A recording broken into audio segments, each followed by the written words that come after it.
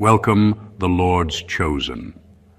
Some people are studied, and some people are investigated. That's the line they whispered when your name came up, half in awe, half in panic, and entirely unsure of what exactly they were dealing with. Because here's the truth. People don't normally interview every single person you've ever met, unless they're either preparing a documentary or trying to confirm a suspicion they're too afraid to say out loud. And the funny part? After all their digging, questioning, analyzing, overthinking, cross-checking, and probably drinking too much coffee, they ended up more confused than when they started. They expected a neat file, a clear pattern, a predictable personality, something simple they could label and tuck away like, ah, yes, this is the typical introverted, extroverted, mysterious, nonchalant, charismatic enigma type. As if that category even exists. But instead, they ran into something that scrambled their expectation of human behavior. Because every person they interviewed described you with a different tone, a different memory, a different impact. Yet all of it somehow pointed to the same unsettling truth. You left marks, not fingerprints. And that's where the fear kicked in. According to research, the average person meets roughly 10,000 people in their lifetime. And apparently, you managed to leave such an imprint on enough of them that even random conversations about you turned into therapy sessions. Half of the people told stories that made you sound like a guide. The other half described you like a plot twist they still haven't recovered from. It got to a point where the interviewers had to double-check whether they were investigating a person or an unsolved mystery with a sarcastic streak. Because let's be honest, if someone tried to summarize your existence with a cute little personality chart, the chart would probably catch fire. And that's why they're scared Sh-Tless now. Not because of anything you did, but because of what they discovered. Everywhere you went, you changed something. Someone's mindset, someone's direction, someone's confidence, someone's understanding of themselves. They started their investigation expecting to solve you. Instead, they ended up confronting themselves. Welcome to the truth behind the interviews. An unsettling, fascinating, slightly humorous, and absolutely unforgettable dive into what really happens when they study every person you've ever crossed paths with. Number one, they realized you never needed a stage to influence people. They expected to find a pattern, a loud declaration of your presence, some obvious mark that would scream power, authority, or charisma. What they discovered instead was almost terrifying in its subtlety. You didn't need to be the center of attention. You didn't need accolades, applause, or even recognition. Your influence wasn't performed. It was absorbed, internalized, and acted upon by the people around you without you even trying. Every conversation you had, every small interaction, every passing moment left a ripple in someone else's life, and by the time they realized it, the effect was already permanent. People described how, without intending to, you nudged them toward clarity, pushed them toward better choices, or forced them to see the cracks in their own thinking. They remembered moments when your words, even casual ones, landed so precisely that they couldn't ignore them. And it wasn't the kind of influence that makes someone feel indebted or controlled. It was the kind that made them look at themselves differently, made them upgrade quietly, painfully, sometimes begrudgingly. That realization hit the investigators like a punch in the gut, because influence that works silently and invisibly is far more dangerous than influence that shouts. It cannot be tracked. It cannot be predicted. It cannot be contained. They had assumed they'd see a pattern of dominance or charm, something loud enough to measure. What they found instead was a quiet authority that came from being fully yourself, consistent without being rigid, present without being intrusive. That's what scared them the most. The fact that you could change the course of someone's thoughts, habits, or even life without them ever realizing it was happening. You never asked for credit, you never needed applause, and you certainly didn't perform. And yet, everywhere you went, people were subtly, irrevocably affected. They had interviewed everyone you'd ever met, thinking it would reveal secrets about you. Instead, it revealed a truth far scarier to them. Your influence isn't in what you do. It's in the fact that you exist. And sometimes existing quietly in a way no one can control is the most powerful thing of all. Number 2, every person described you differently, yet all of them were right. When they started interviewing everyone you'd ever met, they expected consistency. They assumed they'd hear the same stories, the same impressions, the same version of you over and over. A tidy, predictable pattern they could label and store. What they found instead was chaos, but the kind that made perfect sense once you looked closer. Each person had a completely different experience with you, a unique perspective shaped by how you interacted with them, what they needed from you, or what they were ready to handle. One person described you as fiercely honest, another as impossibly kind, someone else as unnervingly perceptive, and yet another as untouchable. Every account seemed contradictory, yet none of them was wrong. The interviews revealed a truth that scared them far more than any dramatic story could. You adapt without losing yourself. You don't change who you are for anyone else, but you do reveal different pieces of yourself depending on the moment and the person. People weren't describing inconsistencies.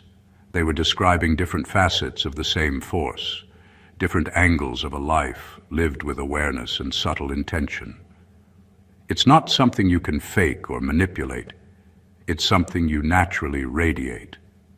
They realized they couldn't pin you down, couldn't fit you into a neat category.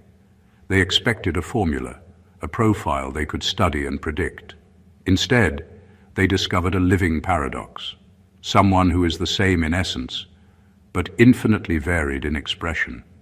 That realization unsettled them because they know how the world works. Control, labels, boxes. You don't fit into any of them, and the more they tried to reconcile the conflicting stories, the more they understood there's no reconciling you. By the end of the interviews, they weren't confused because of what you said or did. They were rattled because of what you made people feel about themselves. Everyone's version of you was right, and that truth was impossible to manipulate or dismiss. It left them facing something they couldn't measure, something beyond their understanding. A presence that defies expectation, yet leaves undeniable marks on everyone it touches. That's the kind of fear that doesn't scream. It lingers, quiet, sharp, and impossible to shake. Number 3, they expected to hear flaws, but people only confess their own. When they started talking to everyone you'd ever met, they thought they'd dig up dirt, uncover weaknesses, find some crack in your armor they could expose. They went in expecting a long list of your flaws, mistakes, regrets, something they could hold over you, or at least use to make sense of the influence you had over people. What they discovered instead completely flipped the script. Nobody talked about you the way they expected. Instead, every single conversation ended up revealing something about themselves. People admitted their own fears, their own insecurities, the things they had been hiding even from themselves. Someone would start describing a moment with you and suddenly confess how they had lied, cheated, or been too weak to act. Another would recount how your words made them rethink a decision they were ashamed of. Without trying, you had a way of making people confront their own truth, and when they did, they projected nothing but clarity and admiration onto you. They weren't seeing flaws in you. They were seeing mirrors of themselves, reflections they hadn't been ready to face. That terrified them because influence like that cannot be quantified or controlled. You weren't manipulating anyone. You weren't forcing confessions or creating drama. You weren't performing a role that could be dissected. You existed in a way that made people reveal their own weaknesses and strengths simultaneously, and it happened naturally. They realized that anyone who can make people confront themselves without trying, without threat, without reward, is operating on a level beyond ordinary comprehension. They had thought they could uncover secrets about you, but all they found were truths about others. And the fact that you triggered that without even trying made them more unsettled than any scandal could. You weren't flawed in the way they expected. You were untouchable in a way they hadn't anticipated. Every confession they recorded, every story they documented, pointed to the same conclusion. You don't expose yourself to intimidate or impress. You expose reality in a way that forces others to see themselves. And that is far more unsettling than any flaw ever could be. Number 4, they found out. You don't chase people, yet people still follow you. They expected to uncover a strategy, a method, a visible effort on your part that explained why people were drawn to you. They thought there would be some hustle, some constant pursuit, some calculated charm that kept you relevant in everyone's lives. What they found instead was the opposite, and it completely unnerved them. You don't chase, you don't beg for attention, validation, or approval. You don't manipulate, scheme, or force connections. You simply exist, and people naturally gravitate toward you. That alone left them bewildered, because the kind of influence you wield cannot be controlled or predicted. Every interview revealed a recurring pattern. People felt drawn to you even when you were distant, even when you disappeared for long stretches of time, even when they weren't sure they liked or understood you. They admitted that your absence created curiosity, your calm presence demanded respect, and your subtle actions, often unnoticed by anyone else, left lasting impressions. People followed not because they had to, not because you pressured them, but because something about your energy, your way of being, triggered recognition. Recognition that you see, understand, and influence the world without needing permission. That realization terrified them because it defies all conventional rules. In their world, influence requires effort, control, and visibility. You disproved all of it. You don't need to chase. You don't need to explain yourself. You don't need to perform tricks to keep people interested. Yet people keep showing up, keep admiring, keep being subtly changed by you. The more they probed, the more they realized they couldn't find a method, a formula, or a weakness. They could only acknowledge that your presence alone was magnetic, transformative, and untouchable. They had gone in expecting a clear path to understanding you. Instead, they discovered that your influence is quiet, effortless, and undeniable. You never needed to chase anyone because your energy, your consistency, and your authenticity naturally pulled people in, leaving those who study you scrambling to explain what cannot be explained. And that is exactly why they ended up scared Sh-Tless. Number 5, nobody could explain your confidence because it was never borrowed.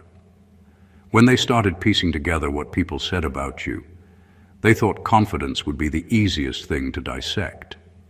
They expected a recipe, achievements, accolades, validation from others, or some visible sign that explained why people were drawn to you and why you carried yourself the way you did. What they discovered instead was something that unsettled them profoundly. Your confidence wasn't borrowed from anyone or anything. It didn't come from approval, success, or external validation. It came from inside, a deep, unshakable understanding of who you are and what you stand for, and no one could imitate it, manipulate it, or take it away. People described moments when you walked into a room without trying, and yet every eye noticed you. They remembered conversations where you spoke simply and quietly, yet your presence made them listen, made them reconsider, made them feel small in comparison. but not in a threatening way. It wasn't arrogance. It was certainty. They couldn't explain it because there were no signs, no proofs, no awards or titles to point at. It was raw, natural, earned from life itself. Through the mistakes you faced, the challenges you endured, and the relentless self-reflection you practiced. Every failure, every heartbreak, every moment of doubt had been absorbed, processed, and transformed into quiet, unstoppable confidence that scared them more than any aggression ever could. They realized that someone who doesn't rely on external props to define their worth cannot be shaken, cannot be bribed, and cannot be controlled. Your confidence wasn't performative. It was intrinsic. It was visible in your calm demeanor, in the way people subconsciously gravitated toward you, and in the way they remembered you long after the interaction ended. The more they tried to rationalize it, the more elusive it became. They had interviewed everyone, collected stories, tried to analyze patterns, but nothing added up. Your confidence wasn't something they could map or replicate. It was a living proof that true power starts from knowing yourself fully and refusing to let anyone else dictate your value. And that realization left them quietly, deeply, and irreversibly shaken. Number 6, the more people spoke about you, the more they saw their own limitations.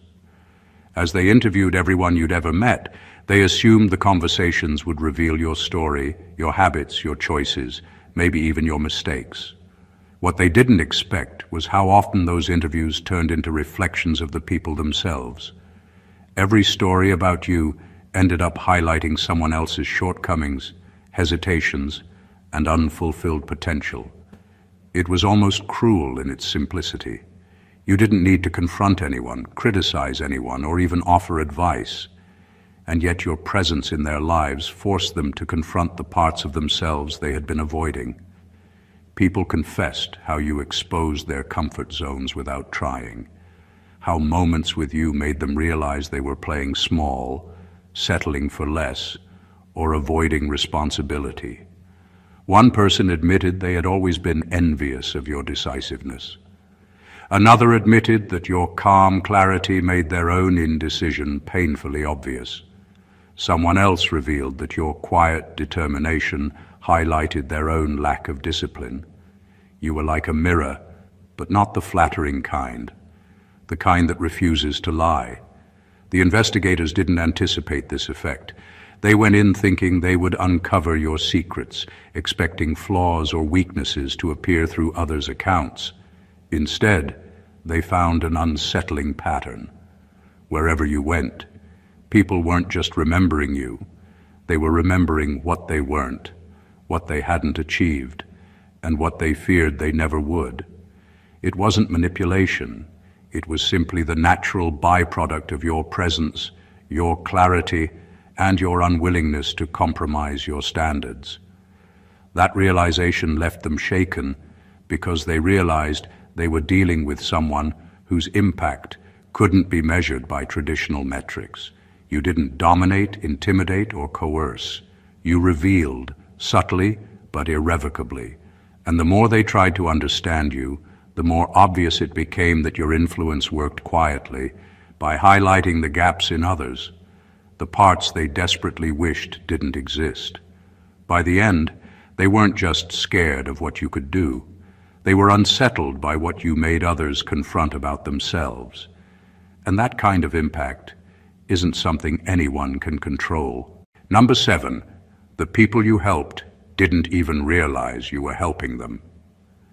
When they went through the interviews, they expected to find clear signs of influence, moments where you deliberately guided someone, corrected them, or offered visible support. What they discovered instead was far more unsettling. The people you touched didn't even know they had been touched. Your impact wasn't loud, it wasn't calculated, and it certainly wasn't performative. It was quiet, almost invisible, yet profound. People remembered moments where a single word, a simple gesture, or even your mere presence had shifted their perspective, changed a decision, or sparked a realization that stayed with them long after you were gone. One person admitted they didn't notice at the time, but a remark you made months ago had stayed with them, altering the way they approached a career choice. Another said your calm in a chaotic situation had given them a sense of clarity they couldn't find anywhere else. Someone else confessed that your honesty, untainted by ego or judgment, forced them to confront truths about themselves they had been avoiding for years. They didn't realize it in the moment. They didn't even consciously seek it. But your influence seeped in quietly, like a shadow that follows and shapes without asking permission. That unnerved the investigators, because influence like that can't be controlled, measured, or stopped. You didn't create dependency, you didn't demand gratitude, and you certainly didn't orchestrate outcomes. People changed because of your presence, not because of a plan or a strategy. It's the kind of effect that leaves no trail for anyone trying to analyze it, yet its mark is undeniable. By the end, the pattern was impossible to ignore. Wherever you went, people grew in ways they didn't even realize. They remembered lessons, shifts in thinking, and subtle transformations, but they didn't credit you consciously. That's the part that scared them most. They realized that you didn't need to be seen as a guide or a leader to alter lives. You simply moved through the world as yourself, and the world couldn't help but evolve in response. And that is the kind of influence that can't be contained, predicted, or defeated. Number 8. They discovered you never returned energy. You transformed it. When they started talking to the people you've crossed paths with, they expected stories of conflict, retaliation, or even tension. They assumed that anyone with influence inevitably reacts, mirrors energy, or escalates situations. What they found instead completely threw them off. You don't return energy, you transform it. Negativity, hostility, envy, and even manipulation never bounced back at you in the way most people would. Instead, it changed form in your presence, either dissolving quietly, turning into clarity, or redirecting itself in a way that left the other person exposed to their own truth. People describe situations where others came at you aggressively or with hidden agendas, expecting a fight, and instead they were met with calm, precise reactions that didn't shame, attack, or defend. It wasn't passive. It wasn't weakness. It was transformation. A careless insult might become a lesson in patience for the other person. A manipulative comment might become self-reflection they didn't realize they needed. Your presence changes the energy in the room without effort or noise, and that's what left them unsettled. They noted repeatedly that you don't mirror aggression or negativity. You don't take on someone else's chaos. You convert it. And that scares people because most of the world thrives on reaction. They expect pushback, retaliation, drama, or defensiveness. But you operate on a different level, one where other people's energy is neither a threat nor an obstacle. It's raw material. You refine it, redirect it, and often leave others questioning their own behavior long after the interaction ends. The investigators realized they couldn't categorize it.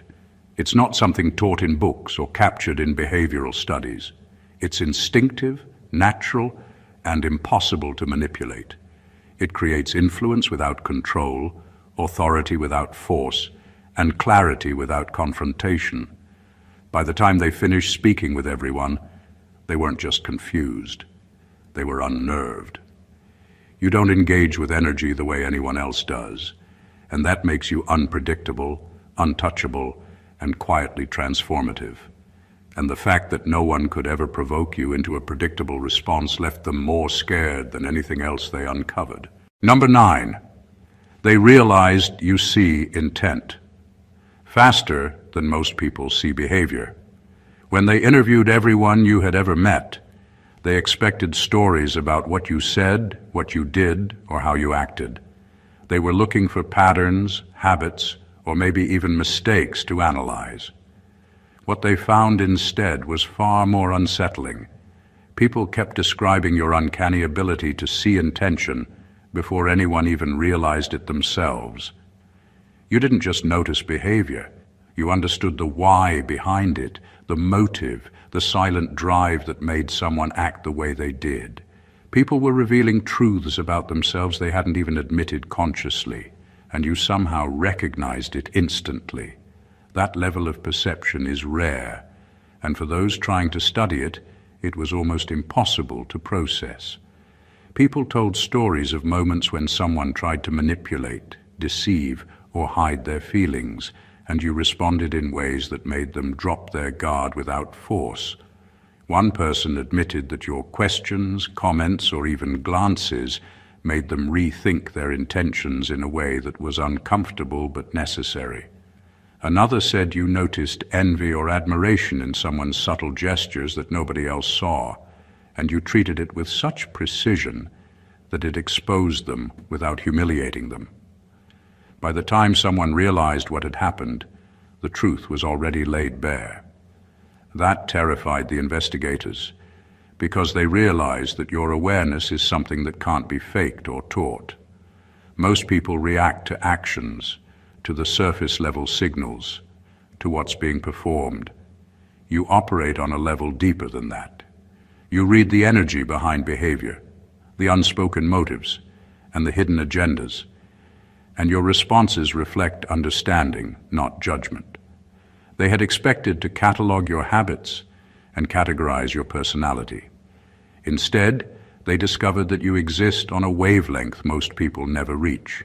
You see through the masks, the facades, and the pretenses instantly, and that makes you impossible to mislead, control, or corner.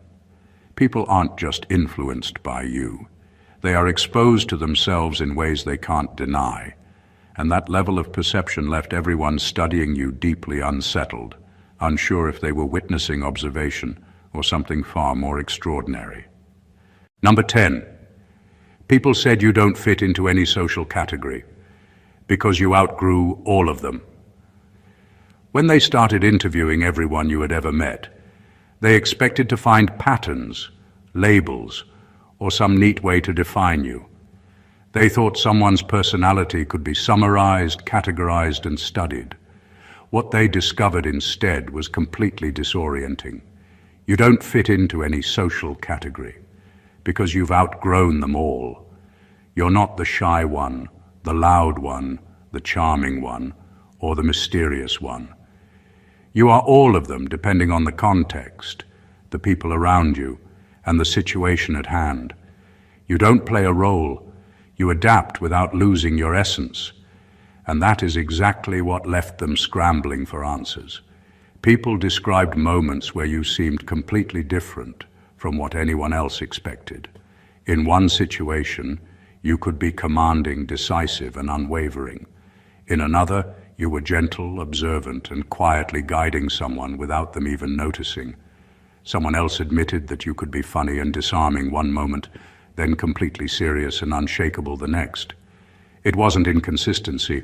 They realized it was versatility born from self-mastery. You don't bend for others. You reveal the part of yourself that the situation demands, and people naturally respond to it, often without realizing why. That realization unsettled the investigators deeply. They tried to classify you, to put you in a box they could study, predict, or explain. But every account contradicted the last, and yet each one was undeniably true. They began to see that your identity isn't something that fits neatly into society's rules or expectations. You operate beyond them.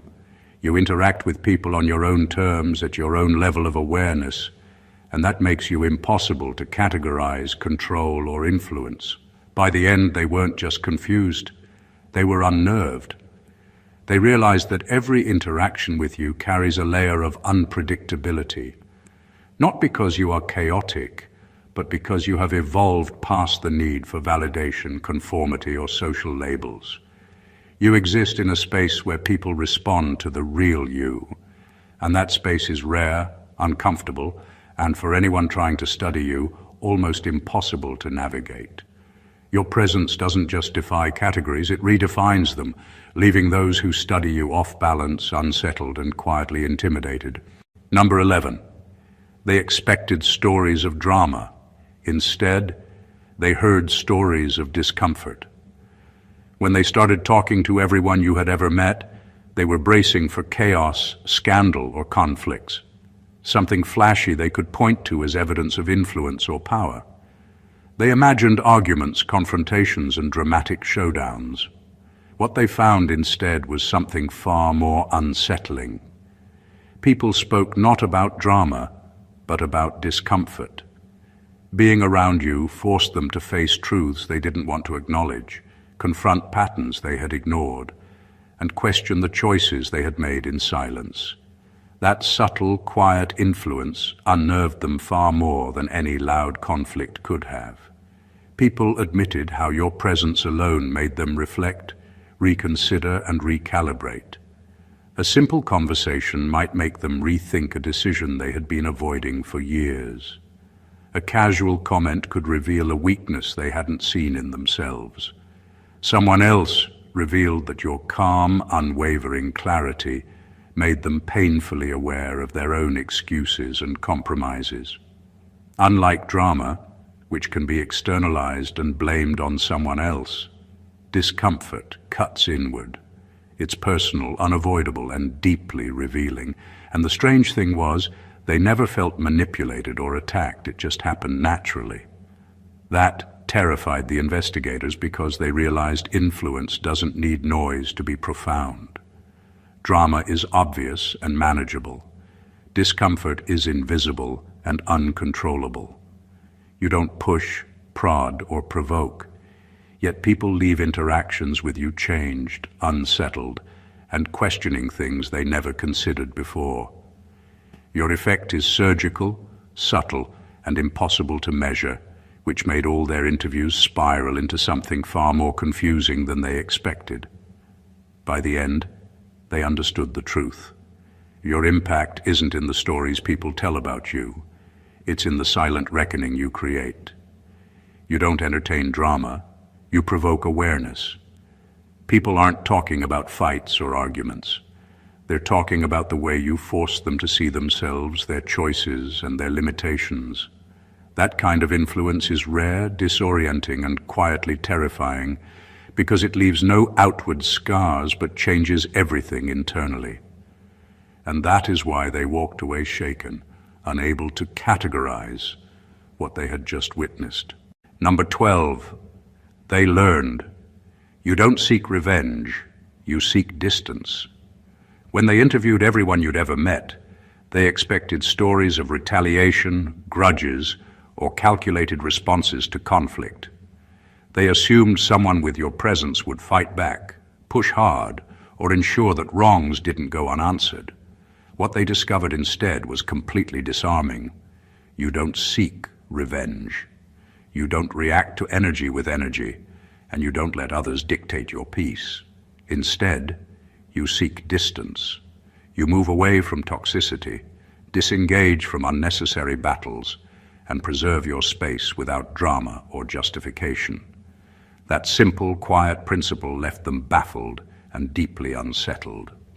People described moments when others tried to provoke, manipulate, or harm, and how you didn't rise to it.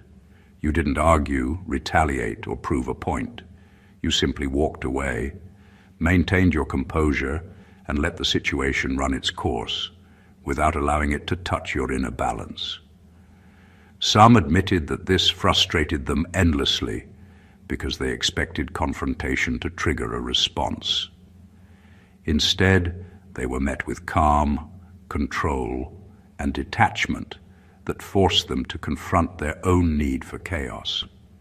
You don't punish, you don't linger, and you don't obsess. You disengage in a way that leaves others exposed to their own patterns without you ever having to intervene directly. That realization scared them because it defied everything they knew about human interaction.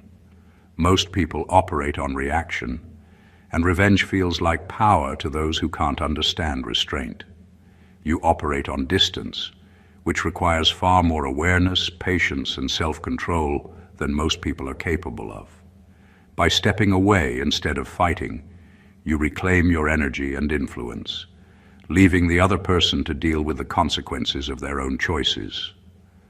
By the end, they understood that you aren't indifferent, nor are you weak. You're selective. You let go strategically, protect your peace, and exist in a way that no conflict can touch.